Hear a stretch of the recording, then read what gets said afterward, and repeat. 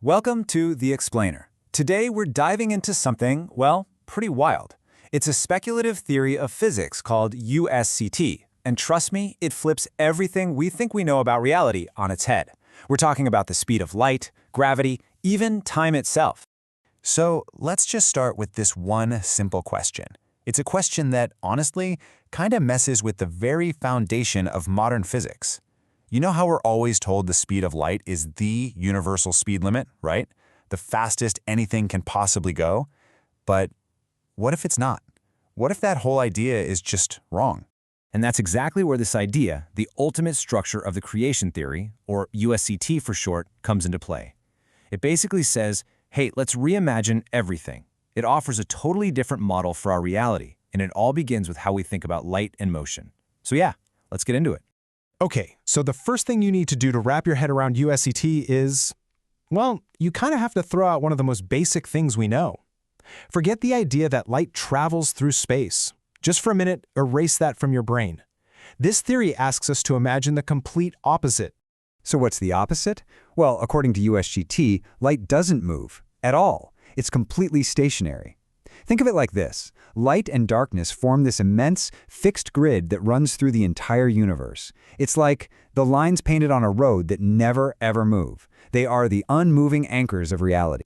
So you're probably asking, if the light isn't moving, then what is? The answer is everything else. We are. The entire universe, you, me, the Earth, every single galaxy is what's actually moving. We're all sliding over this fixed grid of light at that famous speed, 300,000 kilometers per second. It's like our whole reality is a train, and this light grid is the track it's flying down. And this right here really puts it all into perspective. The way we usually think about it is on the left, the universe is sitting still, and light zips through it. But the USCT view flips that completely. The universe itself is what's moving, traveling over a static light grid. And this changes everything about that famous constant, c. It's no longer the speed of light. It's the speed of, well, us. The speed of our entire universe's existence. Okay, so if our entire universe is hurtling through this grid, that's a pretty big deal, right? So what does that do to our understanding of the big forces, like gravity and inertia? The answer is, it turns them completely inside out. All right, let's start with gravity. Now get this. USCT says you're not being pulled down to Earth. There's no invisible force of attraction. Instead, it claims that all matter, including the Earth, is constantly expanding in every direction. So the ground beneath your feet is literally pushing up into you constantly. Gravity isn't a pull, it's a push. The theory gives a great analogy for this. Just picture yourself as a tiny ant on a balloon. As someone inflates that balloon, the surface expands and pushes up into your feet, right? It would feel like a force is holding you there. It would feel just like gravity. But it's not a pull, it's just the surface expanding. And that's what this theory says is happening with, well, everything. So again, look at the difference here. We go from the conventional idea of gravity as this mysterious force that pulls things and warps space-time to something way more mechanical. It's just a passive collision, a side effect of all matter expanding because our whole universe is moving through a fourth dimension. It's a huge shift in thinking. Okay, so that's gravity. What about inertia? You know, the reason heavy things are hard to push? Well, in this theory, inertia isn't something inside an object, it's an external force. It's basically drag.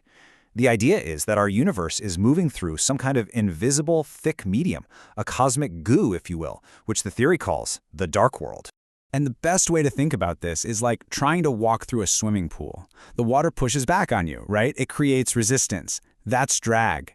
USCT says that's exactly what inertia is. The universe is wading through this invisible ocean, and the bigger an object is, the more mass it has, the more drag it feels. That's why it's harder to move. Okay, wait a second. If gravity is a constant push outwards, and inertia is a constant drag inwards, how does anything stay in orbit? I mean, shouldn't a satellite either get pushed away or dragged down? Well, the theory has a really elegant answer. It's basically a collision that's always in progress but never actually happens. It's all about this incredible balancing act. So look at the satellite. As it's flying forward with the rest of the universe, you've got two forces at play.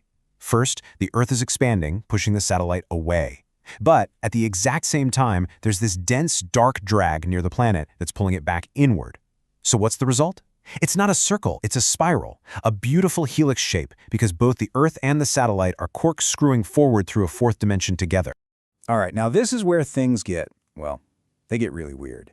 The theory starts asking these what-if questions. Like, what if we could just turn these forces off? What if we could build something that neutralizes the push of gravity and the drag of inertia? Let's take the first one.